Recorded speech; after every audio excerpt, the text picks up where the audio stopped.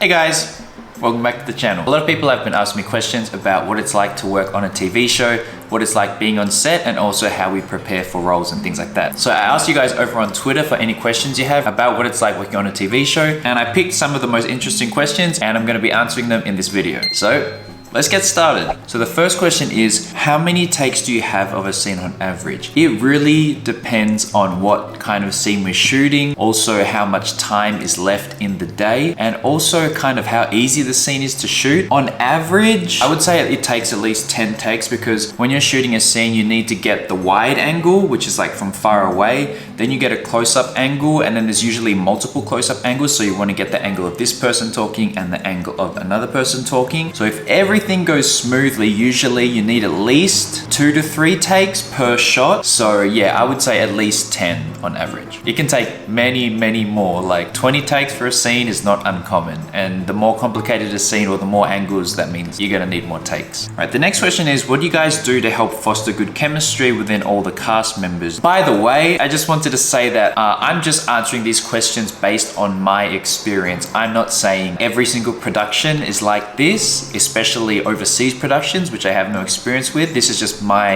experience working in Thai productions. But before you shoot a TV show, we actually do like acting workshops. So the main objectives of these workshops is to, one, break the ice and develop chemistry between the cast, and also to either brush up or work on acting skills. It's common for people to hang out outside of work hours, like just hang out and as friends, which also helps to develop chemistry. So yeah. All right, next question is, how do you deal with messing up lines? Is it funny or frustrating? Messing up lines is extremely common, especially speaking in languages that's not your native language. But even speaking in your native language, it's really common to mess up lines. Like even when I'm shooting these YouTube videos, I mess up speaking all the time. So you can imagine what it's like being on set and kind of like having kind of a level of pressure on you. If you mess up and it's funny, like you say the wrong word, then yeah, of course it's really funny and everyone can have a laugh. So for example, if it's getting late in the day or the shooting for that day is starting to run late, it's not that funny anymore. It starts to get a little frustrating, probably not just for you, but also the people working around you. But it's not a big deal, you know, relatively speaking. All right, next question is, we know scenes are recorded out of order, but how extreme do they get to be? When we're shooting, it's based on location. So we shoot all the scenes that are shot in that location. It doesn't matter what episode they're from. And yeah, you can get pretty out there. Like for example, I even remember there was a day shooting KinnPorsche where some actors was shooting scenes from even like almost the final episodes. And then by the end of the day, they were going back to shooting scenes from episode 2. So yeah, it's really all over the place. It's actually not really that difficult if you've kind of done your homework and you really understand the script. If you know the timeline of the story and your character and like where the scenes are and like how your character has developed from scene to scene or episode to episode. It sounds kind of confusing, but it's not really a big deal. I mean, obviously, ideally, it would be pretty cool to shoot a TV show in chronological order, but financially, it just doesn't make sense. All right, next question. How hard is it to film fight scenes? To be honest, they're not hard in terms of performing them. They just are tiring and take a lot of time. Obviously, there's a lot of choreography that goes into a fight scene, which is done by a professional and then taught to us. And we have time to practice the choreography and stuff. But the thing is, you have to really give it your 100% to make it look real. If you kind of hold back, like I've done, there was a scene in KinnPorsche where I had to kick this old guy, really kick the shit out of him, and I was kind of holding back. I didn't want to hurt him, and then the director behind the camera was like, you need to do it more aggressively and really like, don't kick him, but like you really need to get really close because we can see on the camera that it's fake. But the thing is with fight scenes is because there's so much movement, the camera needs to move a lot, and there's so many different camera angles you have to take, lots of close-ups and faraway shots and back to close-ups. So fight scenes and action scenes for me have taken the longest. Not because people aren't performing them well, it's just they take the most amount of time. All right, next up, what was it like filming those pool scenes in KinnPorsche? Look kind of scary to be underwater. So the magic of filmmaking. So when our hands and legs are tied up, they're done by professionals and they are actually tied up, but the knots are done in a way that they're really easy to get out. And also there's like medical people and helpers like on standby in case any accidents occur. So everything is like in a nice controlled area. Even though on camera it might look a little bit scary, everything's nice nice and safe. Right, next question. How long does it take to film one series? It really depends on the series because there's so many different variables. The main one being the number of episodes and also the variety of locations. It's really hard to say it takes this long, but I would say on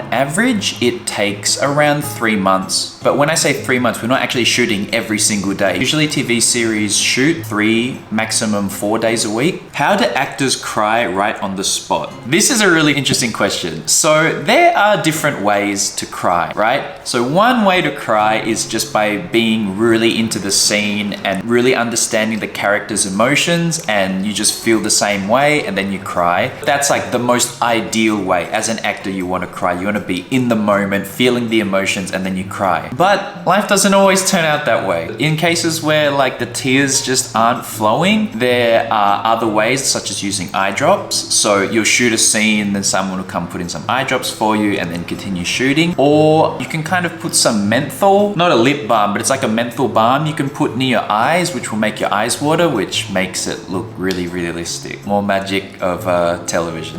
This is a really interesting question. I feel like I've probably said that like 3 times already, but this is why I picked these questions. So, can actors improvise and to what level? So this really depends on the production and the director, because some directors really like to, you know, kind of be free flowing and improvise, and other directors really like to stick to the script, because when the scripts are written for TV, the words are picked out very meticulously. Like the writers who put in hours and hours and hours writing this script, it takes a deep understanding of the character to be able to write in their voice and create the dialogue. Some people think that the way the script is already perfect, so you just perform according to the script. All of the directors I've worked with have been extremely open to having discussions. Like if you have any ideas, then they've been super open about like exchanging ideas and discussing how you think like a scene should be, even if it's not in the script. I have friends who have done scenes that have been 100% improvised. They just kind of put them in the situation and give them some kind of stimulus, and they just kind of improvise and do their own thing. So yeah,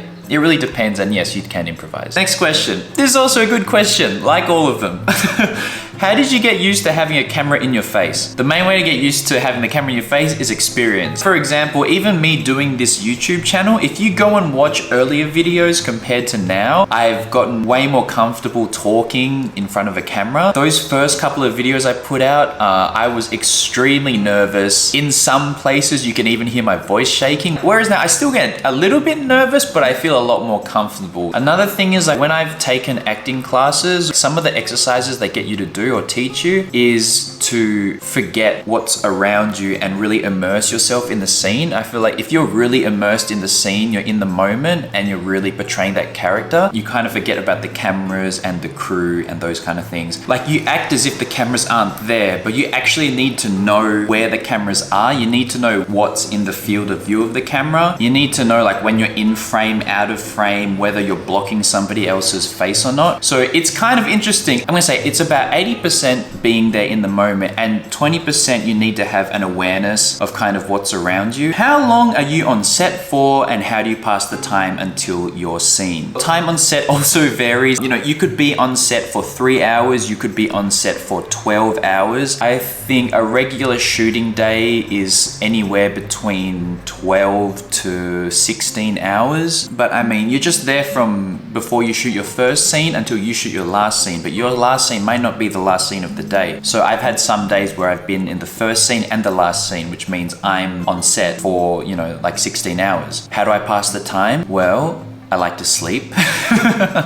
Like sitting down, talking with friends, watching some anime, snacking. Yeah, it's pretty much how I pass the time. Have you ever only truly understood a scene after you've actually watched it? No, I would say that in terms of like preparation for a scene requires you to really understand everything that's going on within the scene and also the importance of the scene in the context of the whole story. But when you're in the scene, it's kind of hard to imagine what it's going to look like. Even if you go and watch the playback of a scene after you've shot it, it still doesn't really give you a great idea of what the scene's exactly going to be like, because so much is done in the editing room. So huge props need to go out for editors of TV shows because that's where the scene is really made. Obviously the acting is important, the camera angles are important, what camera angles are shown, the music and the colors all happens in the editing room, and it makes a huge difference. When acting the scene, in terms of understanding, I would say the scene is understood 100%, but how it's gonna come out, for me personally, I don't really know. So that's actually what makes it really interesting when you go back and watch a TV series in your room, because when you're shooting it, you don't really know how things are gonna turn out, and then when you get to see it on the screen, you're like, oh, okay, it's like this. So yeah. Are there scheduled breaks for snacking, or do you guys have to wait till a scene is shot successfully?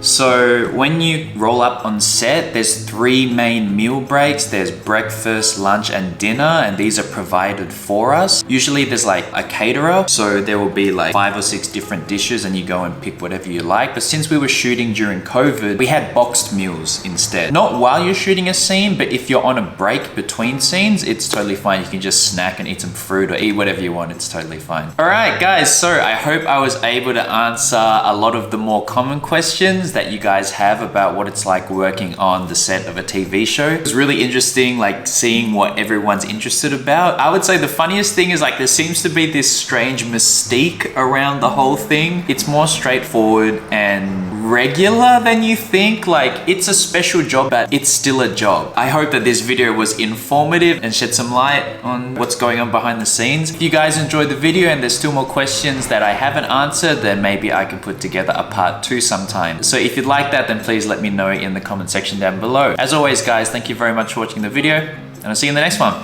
See ya.